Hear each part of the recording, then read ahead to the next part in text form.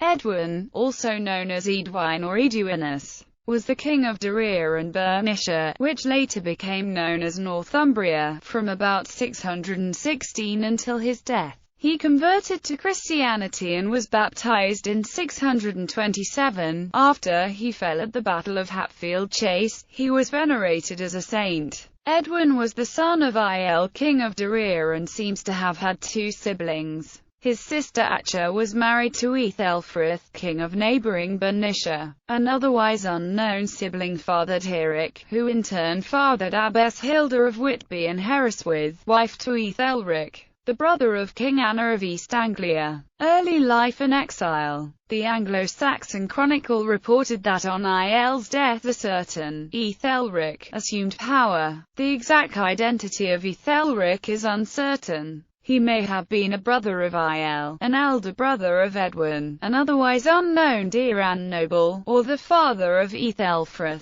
Ēadwine himself appears to have been king of Northumbria, both Deira and Bernicia, by no later than 604. During the reign of Ēadwine, Edwin was an exile. The location of his early exile as a child is not known, but late traditions, reported by Reginald of Durham and Geoffrey of Monmouth, place Edwin in the kingdom of Gwynedd, fostered by King Cadfan ap Iago, so allowing biblical parallels to be drawn from the struggle between Edwin and his supposed foster brother Cadwallon. By the 610s he was certainly in Mercia under the protection of King Searle, whose daughter Quinburg he married. By around 616, Edwin was in East Anglia under the protection of King Radwald. Bede reports that Ēadwine tried to have Radwald murder his unwanted rival, and that Radwald intended to do so until his wife persuaded him otherwise with divine prompting. Ēadwine faced Radwald in battle by the River Idle in 616, and Ēadwine was defeated. Radwald installed Edwin as king of Northumbria. Raedwald's son Regan here may have been killed at this battle, but the exact date or manner of Raedwald's death are not known. He likely died between the years 616 to 627, and the efficacy of Edwin's kingship ostensibly depended greatly on his fealty to Radwald. Edwin was installed as king of Northumbria, effectively confirming Radwald as Bretwalda. Ēadwine's sons went into exile in Irish Dalriata and Pictland.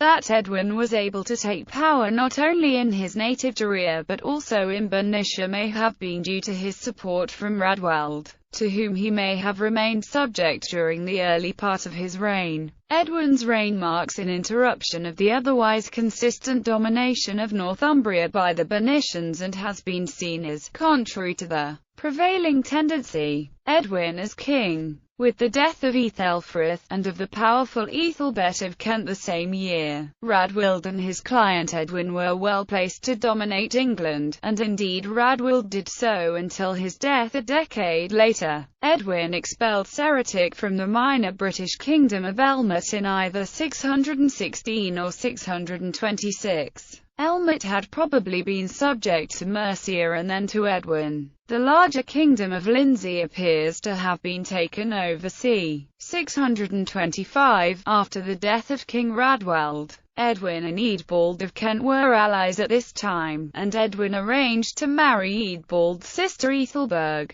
Bede notes that Eadbald would agree to marry his sister to Edwin only if he converted to Christianity. The marriage of Eadbald's Merovingian mother Bertha had resulted in the conversion of Kent, and Ethelberg's would do the same in Northumbria. Edwin's expansion to the west may have begun early in his reign. There is firm evidence of a war waged in the early 620s between Edwin and Fiachni mac Baraton of the Dal Narada, king of the Aled in Ireland. A lost poem is known to have existed recounting Fiachni's campaigns against the Saxons, and the Irish annals report the siege, or the storming, of Bamborough in Bernicia in 623 to 624. This should presumably be placed in the context of Edwin's designs on the Isle of Man, a target of Aled ambitions. Ēadwine's death in 626, at the hands of his namesake Ēadwine mac Dermain of the Dal Fiartich, and the second Ēadwine's death a year later in battle against the Dal Riata, probably eased the way for Edwin's conquests in the Irish Sea province. The routine of kingship in Edwin's time involved regular, probably annual, wars with neighbours to obtain tribute, submission, and slaves. By Edwin's death, it is likely that these annual wars, unreported in the main, had extended the Northumbrian kingdoms from the Humber and the Mersey north to the southern uplands and the Cheviots. The royal household moved regularly from one royal ville to the next, consuming the food renders given in tribute and the produce of the royal estates, dispensing justice, and ensuring that royal authority remained visible throughout the land. The royal sites in Edwin's time included Ēadwine and Bernicia, where traces of a timber amphitheatre have been found. This Roman feature makes Bede's claim that Edwin was preceded by a standard-bearer carrying a tufa appear to be more than antiquarian curiosity, although whether the model for this practice was Roman or Frankish is unknown. Other royal sites included Campodunim in Elmet, Sancton in Deria, and Goodmanham, the site where the pagan high priest Quafi destroyed the idols according to Bede. Edwin's realm included the former Roman cities of York and Carlisle, and both appear to have been of some importance in the 7th century, although it is not clear whether urban life continued in this period. Edwin's conversion to Christianity. The account of Edwin's conversion offered by Bede turns on two events. The first, during Edwin's exile, tells how Edwin's life was saved by Paulinus of York. The second, following his marriage to Ethelberg, was the attempted assassination at York, at Easter 626, by an agent of Cuchelm of Wessex. Edwin's decision to allow the baptism of his daughter Eanfled and his subsequent promise to adopt Christianity if his campaign against Cuchelm proved successful. Apart from these events, the general character of Bede's account is one of an indecisive king, unwilling to take risks, unable to decide whether to convert or not. Along with these events, the influence of Edwin's half-Merovingian queen cannot be ignored, and the letters which Bede reproduces, sent by Pope Boniface V to Edwin and Ethelberg, are unlikely to have been unique, given that Kent was under Frankish influence, while Bede sees the mission as being Roman in origin. The Franks were equally interested in converting their fellow Germans and in extending their power and influence. Bede recounts Edwin's baptism, and that of his chief men, on the 12th of April 627. Edwin's zeal, so Bede says, led to Raedwald's son Ēadwine also converting. Bede's account of the conversion is oft cited. After Paulinus explains the tenets of Christianity, the king asks his counselors what they think of the new doctrine. Edwin's priest Quafi responds that they may be worthwhile. After all, he says, no one has been more respectful of and devoted to their gods than he, and he has seen no benefits from his dedication to them. Then, an unnamed counselor stands up and addresses the king, also seeing the benefit of the new faith. Quafi speaks again and announces that they should destroy the idols and temples they had hitherto worshipped. King Edwin agrees and embraces Christianity. Quafi himself will set fire to the idols, declaring, I will do this myself, for now that the true God has granted me knowledge, who more suitably than I can set a public example, and destroy the idols that I worshipped in ignorance. Bede goes on to describe the scene as Quafi formally renounces his superstitions,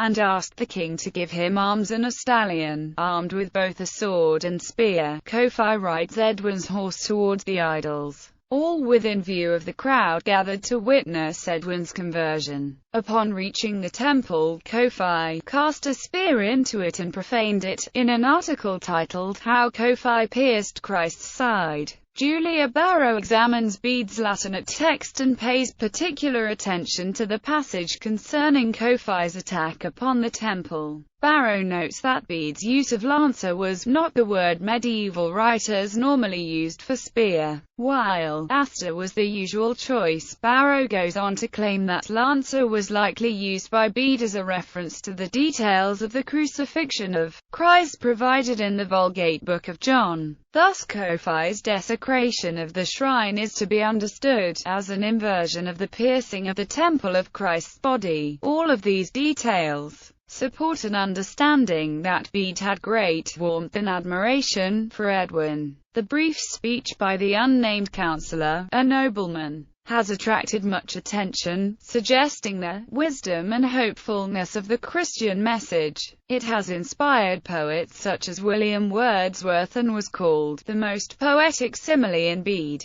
The present life man, O king, seems to me, in comparison with that time which is unknown to us, like to the swift flight of a sparrow through the room wherein you sit at supper in winter amid your officers and ministers, with a good fire in the midst whilst the storms of rain and snow prevail abroad. The sparrow, I say, flying in at one door and immediately out another, whilst he is within is safe from the wintry, but after a short space of fair weather he immediately vanishes out of your sight into the dark winter, from which he has emerged. So this life of man appears for a short space, but of what went before or what is to follow we are ignorant. If, therefore, this new doctrine contains something more certain, it seems justly to deserve to be followed. Noteworthy is Bede's summation of the nature of Edwin's reign as King of Northumbria. It is told that at the time there was so much peace in Britannia, that whenever King Edwin's power extended, as is said proverbially right up to today, even if a woman with a recently born child wanted to walk across the whole island, from sea to sea, she could do so without anyone harming her. Kershaw indicates that Bede's decision to couch Edwin's peace in proverbial terms offers a chilling insight into the levels of lawlessness accepted in 8th century England. Furthermore, a definition of peace is to be understood as freedom from robbery, rape,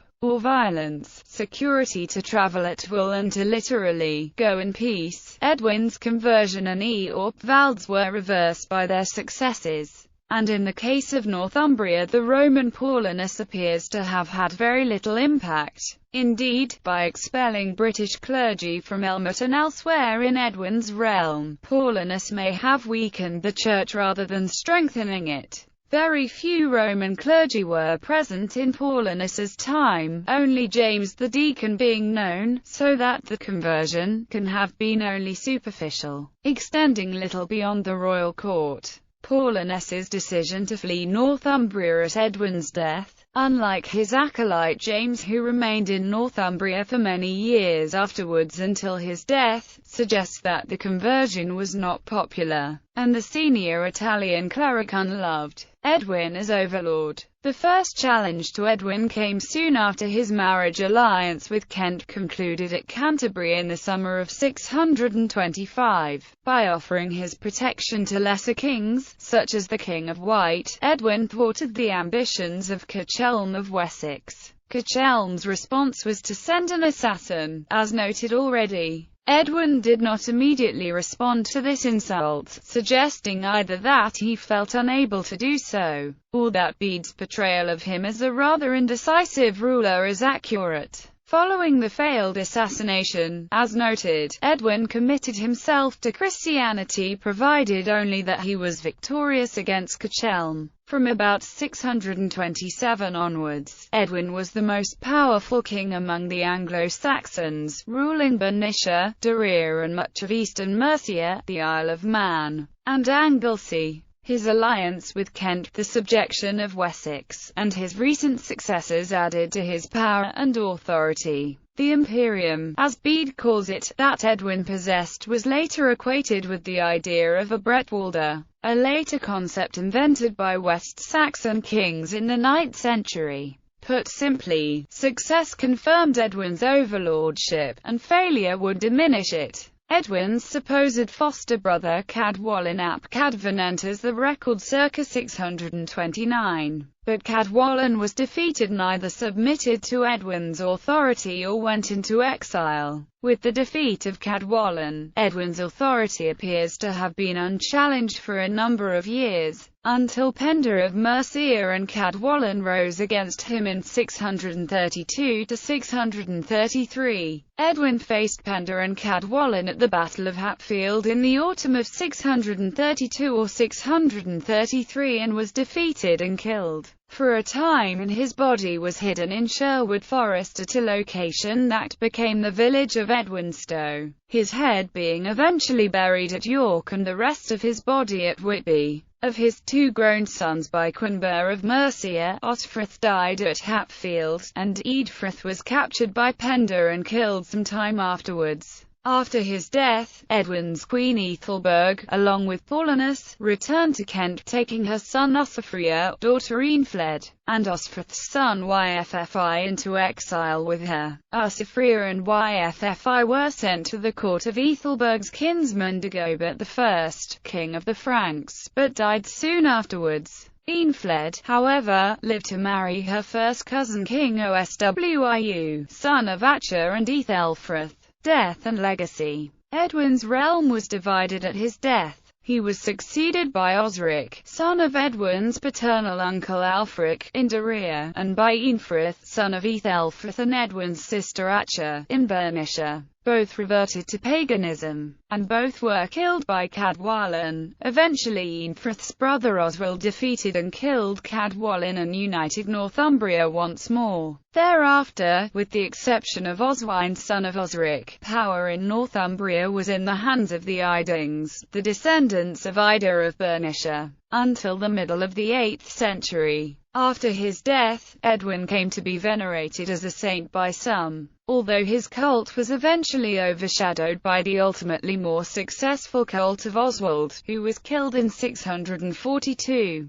They met their deaths in battle against similar foes, the pagan Mercians in the British, thus allowing both of them to be perceived as martyrs. However, Bede's treatment of Oswald clearly demonstrates that he regarded him as an unambiguously saintly figure, a status that he did not accord to Edwin. Edwin's renown comes largely from his treatment at some length by Bede, writing from an uncompromisingly English and Christian perspective, and rests on his belated conversion to Christianity. His United Kingdom in the north did not outlast him, and his conversion to Christianity was renounced by his successors. When his kingship is compared with his pagan brother-in-law Ethelfrith, or to Ethelfrith's sons Oswald and Oswiu, or to the resolutely pagan Penda of Mercia, Edwin appears to be something less than a key figure in Britain during the first half of the 7th century. Perhaps the most significant legacies of Edwin's reign lay in his failures.